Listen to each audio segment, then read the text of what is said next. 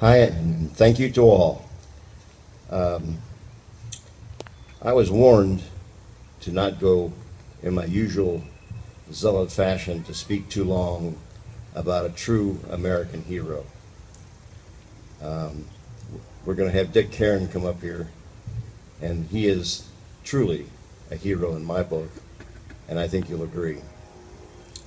So, we know that Memorial Day is set aside annually to pay tribute to those who gave their lives for their country. Luckily, Dick Kerin is one of those who made it back alive. He meant a lot to me and my brother as a coach and as a personal mentor and truly an inspiration. In 1942, Coach Kerin joined the Marines. In November of 1943, he was shot from a machine gun from a Japanese soldier.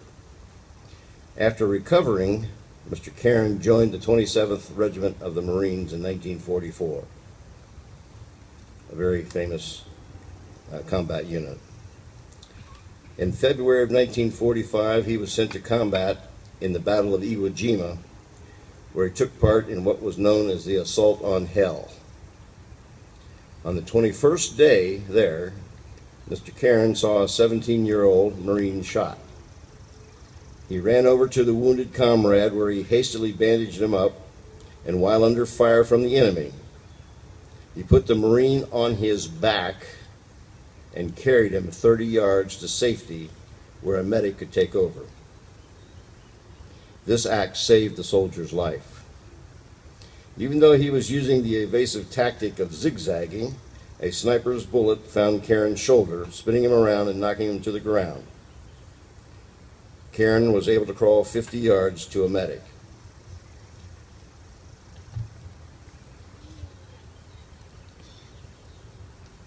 So, Coach Kerin, as I call him, was wounded twice during the war, was awarded 2 Purple Hearts and a Silver Star, which is the 3rd highest military decoration for valor, and is awarded for gallantry in action against an enemy of the United States. Following the war, Kerin went back to college, and in college played football, became a captain of his team, and was Little All-American. He met his wife, Gini, who's here with us, I'm happy to say. After all, they've been together for now 66 years. Coach Kerin began a career of teaching and coaching football, baseball, and wrestling. In 1957, he came to Cincinnati to coach football and baseball at Taft, Cincinnati Taft, Western Hills, Aiken, and Green Hills High Schools, and eventually retired in 1983. The Dick Kerin University of Cincinnati Coaches Clinic is named in his honor. His accomplishments as a coach are too numerous to mention here. And we just learned this morning that he has been made Kentucky Colonel just last month. As I said, Dick and his wife Jenny have been married now just eclipsed 66 years. They have 4 sons, 6 grandchildren, and 3 great-grandchildren. Dick Kerin's service to the United States and contributions to high school football in Cincinnati cannot be summed up in a few minutes. He is truly an American hero. Let's welcome Dick Kerin.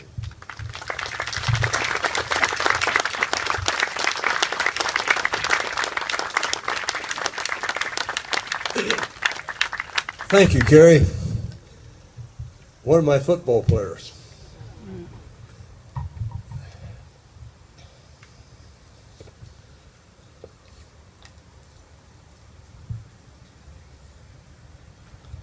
The nation pauses today, May 25th, to observe Memorial Day. This is the day designated by the Congress of the United States to honor those gallant Americans who paid the supreme sacrifice for the preservation of our American heritage. Throughout the United States and in hundreds of locations on foreign soil, wherever the mortal remains of American servicemen have found their final resting place, ceremonies will pay tribute to their deeds and their sacrifices. The observance of Memorial Day, or Decoration Day as it was known, goes back to 1864, when women in Pennsylvania and Virginia placed flowers on the graves of Union and Confederate Army dead. Memorial Day, as we know it, is dated from 1868, when General John A. Logan issued General Order Number 11. And this sentence gets to the heart of the matter. Let no vandalism or avarice or neglect get to no ravage of the time testify to the present or coming generations that we have forgotten as a people the cost of a free and individual country. America has been involved in numerous wars since the late 1700s, when the Minutemen stood against the English or the British at Lexington and conquered and fired the shots heard around the world. American independence from the British was underway. For 6 long years, the colonists continued to struggle and won their independence. We are aware of the many sacrifices that they made to achieve their freedom, and many paid with their lives. Today, the memorials at Valley Forge stand as a reminder of their sacrifices. The War of 1812 was fought with the British over the impressment of American seamen. Memorable events from this conflict were the Star-Spangled Banner, the burning of the White House, and Perry's victory on Lake Erie. War with Mexico broke out in 1846 and was a classic example of American unpreparedness. Voluntary regiments composing most of the American Army were undisciplined and officers incompetent. However, West Point, with trained and resourceful young officers, provided excellent leadership in crucial campaigns. The Civil War was the most costly in American history. Death from battle and disease totaled over 620,000, making it the bloodiest in which we have ever been involved. It was the first modern war, and it represented a step toward the concept of total war.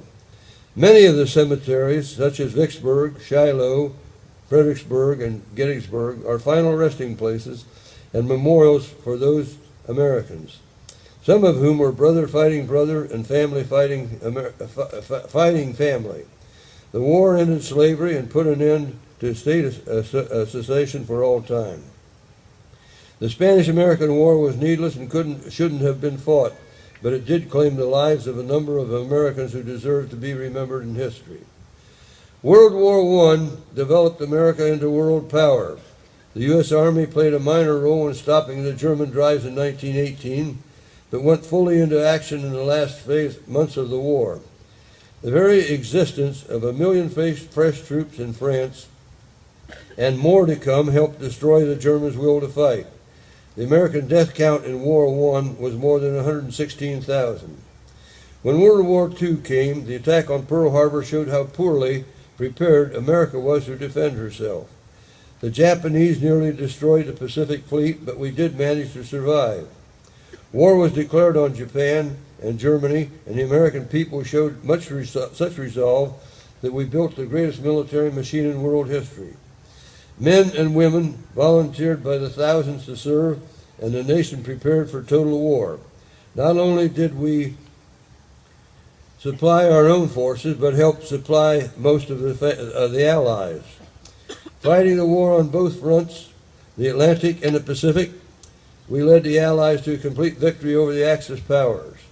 This was supposed to have been the war to end all wars. In this year, we are celebrating the 70th anniversary of our victories over Germany and Japan.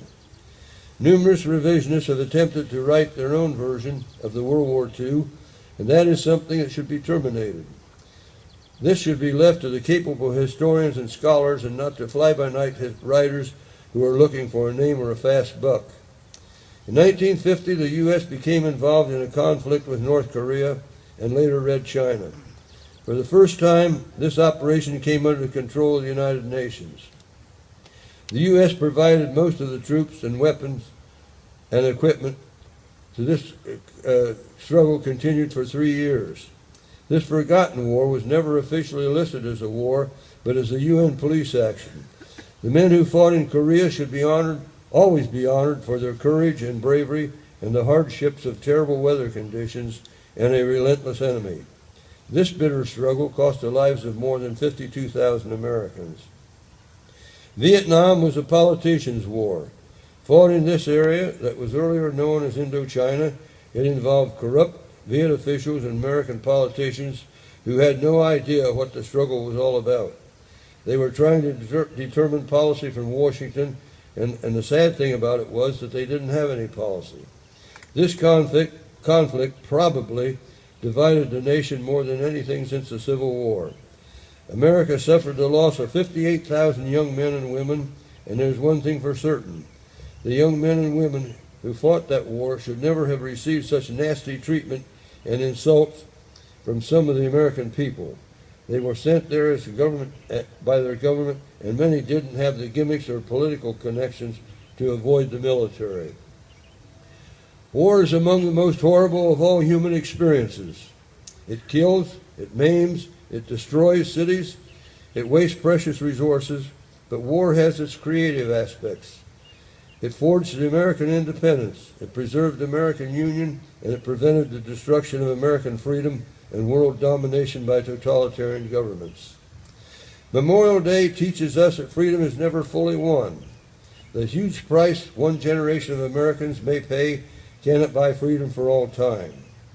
The test of our will to preserve what our forefathers bequeathed to us and what we hope to pass on to our children. 2,500 years ago, the Greek philosopher Plato said, "Only the dead have seen the end of war." Memorial Day is a time to reflect on those freedoms and on those sacrifices of the men and women who fought and died to keep the torch of liberty burning bright. As a nation, we ask them to serve. As a nation, we honor their service. As a nation, we must remember their sacrifices. As the poet has written, "They shall not grow old as we that are left grow old. Age shall not worry them, nor the years condemn. At the going down of the sun, and in the morning, we shall remember them." Semper Fidelis. Thank you.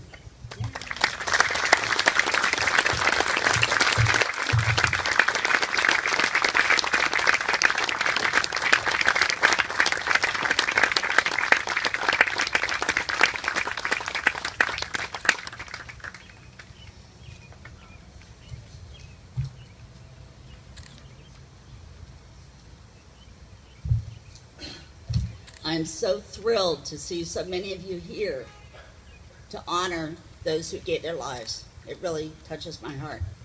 It's my honor this morning to tell you a little bit more about the history and origins of Decoration Day, or Memorial Day.